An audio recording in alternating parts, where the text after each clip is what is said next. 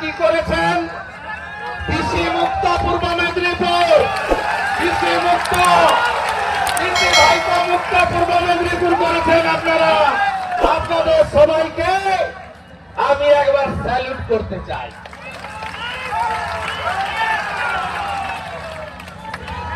আজকের মিছিল আপনারা প্রমাণ করেছেন। কিছুদিন আগে ছিন্নমূলের লোকেরা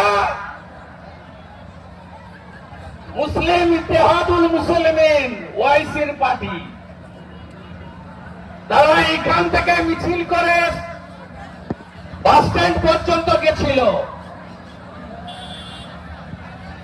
ওয়াইসির পার্টি MIM, আর আজকে আপনারা সপাটে দুগালে দুটো থাপ্পড় লাগিয়ে বুঝিয়ে দিয়েছেন সনাতনের মাটি, স্বাধীনতার মাটি, লবণ সত্যাগ্রহের মাটি, বলাই বাবু, সুধীর বাবু, রাসবিহারী পালের মাটি, নিকুঞ্জ মাইতি, বসন্ত দাসের মাটি। এ মাটি তোমাদের এখানে জায়গা নেই। আমি মান্যবর জেলা সভাপতি শিক্ষাবিদ নাকি কৃষিমণি আছে ইচ্ছা, আপনি যদি না আসেন, আপনি যেখানে দাঁড়াবেন সেখানে গিয়ে আপনাকে আমি হারিয়ে দিয়ে আসবেন। তৈরি করতে প্রমাণ করেছি, আবার প্রমাণ করে দেব। আমরা ভোটের মাধ্যমে হারিয়ে এই রাজ্যে পরিবর্তন করব, কিন্তু আপনি নৈতিক দায়িত্ব নিয়ে সরে যান। আপনি কি বলেছিলেন? আপনি 14ই আগস্ট বলেছিলেন টাকা তো দেওয়া যেতেই পারে, 10 লক্ষ টাকা তো দিতেই পারি।